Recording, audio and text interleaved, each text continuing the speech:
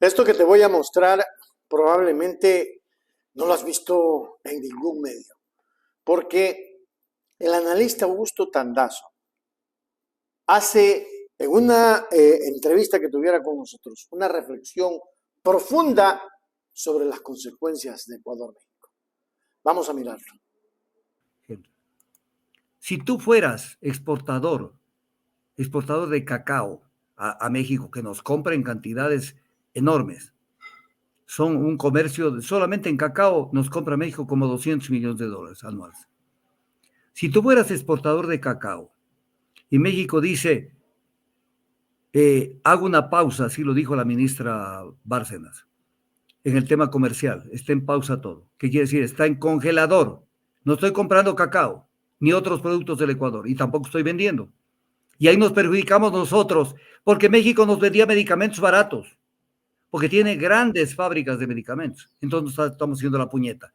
Pero dime una cosa, un empresario ecuatoriano que está intermediando o que está vendiendo cacao, produciendo cacao y vendiendo, y otros que están importando cosas de México, ¿cómo crees que le cae la decisión de las actuaciones del gobierno ecuatoriano que los afecta? ¿Cómo crees que les cae? O sea, ¿qué crees que el que produce cacao, acaso que en el mercado internacional es cuestión de coger, ya no le vendo a Juan, ya le vendo a Julio? No, no, si eso se trabaja, abrir un mercado son años de trabajo, porque los mercados generalmente están cerrados ya. Ya sabe México a quién compra tal cosa, ya Rusia sabe quién compra, China sabe quién compra y saben también los que venden. Entonces el tema no es tan fácil y rompió con esos mercados. Pero ¿qué puede pasar? Puede pasar de todo en el Ecuador. Comenzando por el tema de la energía, de los apagones, en donde mira esto de que, y aquí te quiero decir algo, verás, la diplomacia hay que analizarla con mucha finura, porque en la diplomacia no aparecen las cosas así burdas y tan directas. Te voy a poner un ejemplo. Cuando el Ecuador dijo que iba a colocar el material bélico que le compraron a Rusia, que ese material lo iban a pasar a Estados Unidos para que lo envíen a Ucrania. Rusia no dijo, ¿sabes qué? Como has dicho semejante barbaridad, estás violando los convenios y los acuerdos que has firmado conmigo. Entonces, ¿sabes qué? No te voy a comprar el banano, ni te voy a comprar las flores y una cantidad de productos. Por ahí, esa es la diplomacia. Mandaron a decir que están analizando que en el banano está viniendo alguna bacteria, alguna vaina, alguna mosca, creo que la mosca jorobada, no sé qué vaina. O sea, porque en la diplomacia no se dice así tan de frente. Entonces, lo mismo pasa acá. Lo mismo pasa acá. No le van a decir al Ecuador, ¿sabes qué? Mañana aparece un país y le dice, yo ya no te compro tal cosa, porque sabes qué, he encontrado que en tal producto está y estamos analizando. Pero esa es una sanción. Es una sanción que prácticamente está disimulada, pero que demuestra un descontento de la relación comercial que se tiene con un país. Entonces, esto no pasa así desapercibido. Esos actos irresponsables no pasan desapercibidos. Entonces viene un tema. Colombia no le va a decir al Ecuador, Henry, no le va a decir de una manera tan directa y frontal, no le va a decir, ¿sabes qué, Ecuador? No me da la regalada gana de venderte energía eléctrica.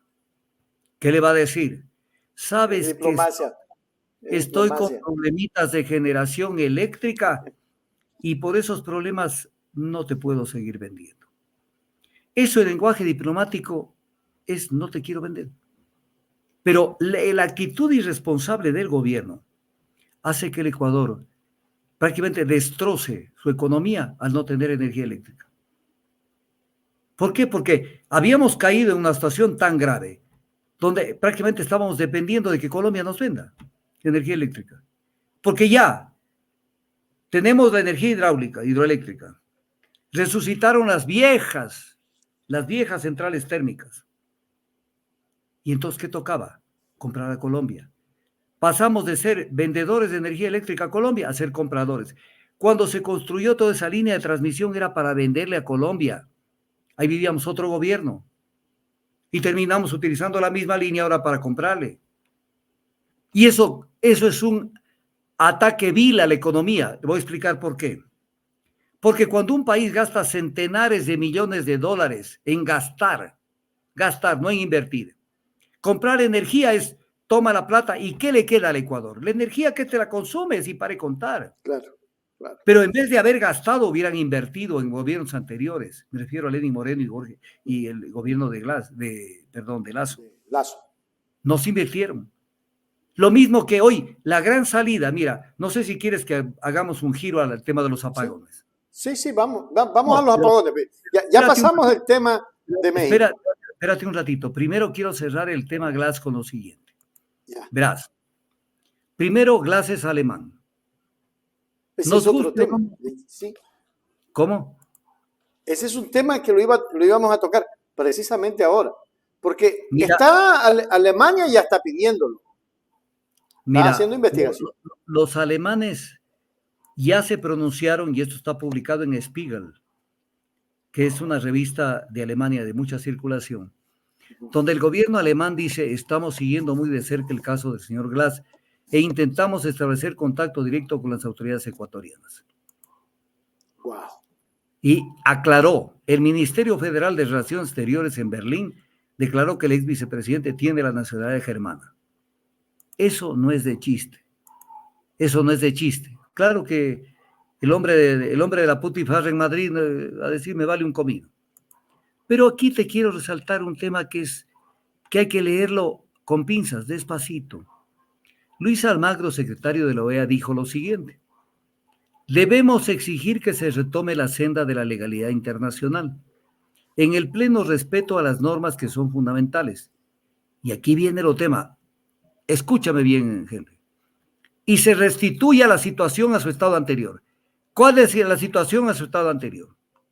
¿Cómo podemos entender esto de la situación al estado anterior?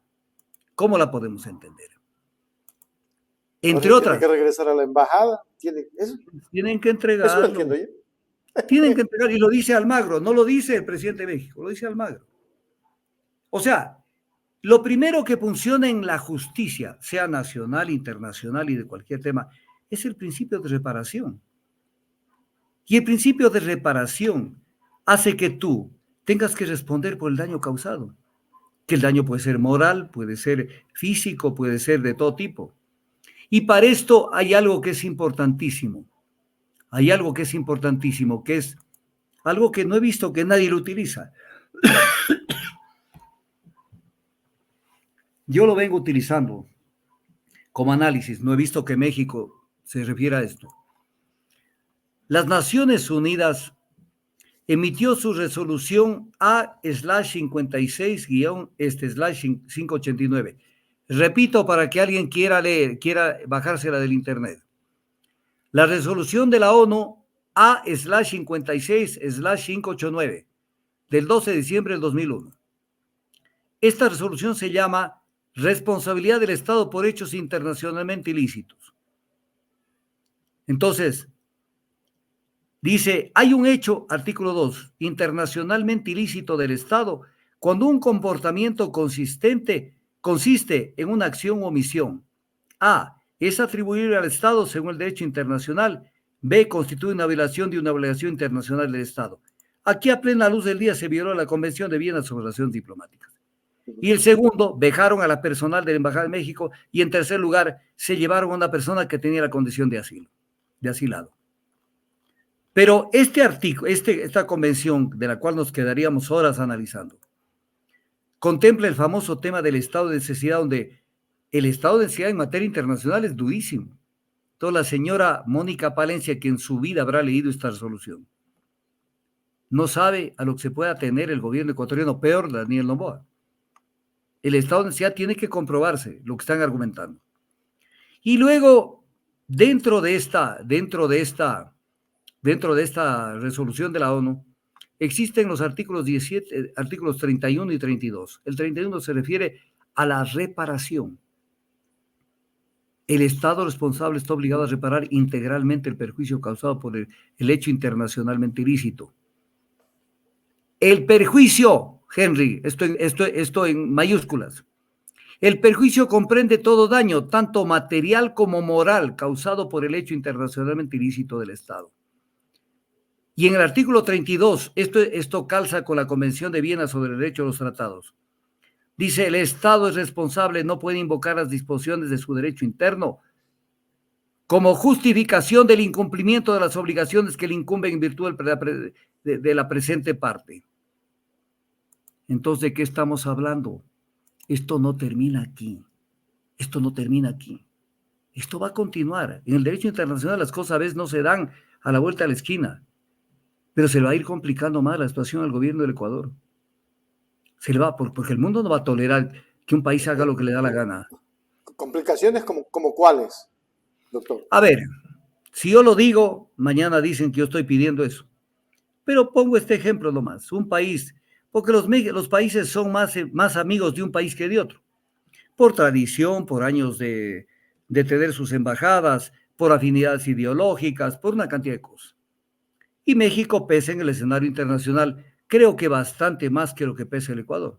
Y solo llego a una conclusión muy coherente. Lo que se acaba de escuchar en 10 minutos aproximadamente significa que el Ecuador está en graves problemas. Este momento está en graves problemas.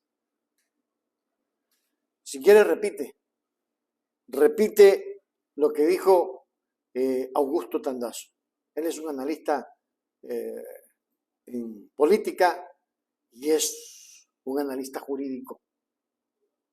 Déjenme en los comentarios si coincide con el doctor Augusto Tandazo. No se olvide, suscríbase ahora. El canal de la información.